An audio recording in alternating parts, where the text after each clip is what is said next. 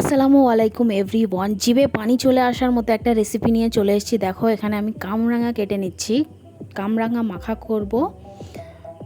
তো এগুলো আমি স্লাইসভাবে কাটছি।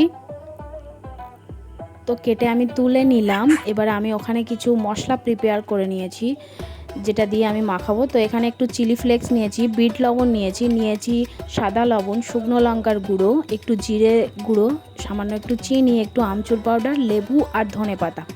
তো এগুলোকে দিয়ে আমি ভালোভাবে মাখবো। আমার তো এখনই জিভে পানি চলে আসছে। কার কার জিভে পানি চলে আসছে কমেন্টে অবশ্যই জানাও।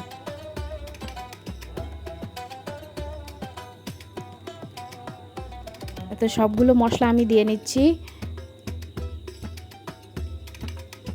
এতে আরও একটু দিলে ভালো হতো কাসুন্দি, তো যেটা আমার কাছে ছিল না। তো দেখো রেডি।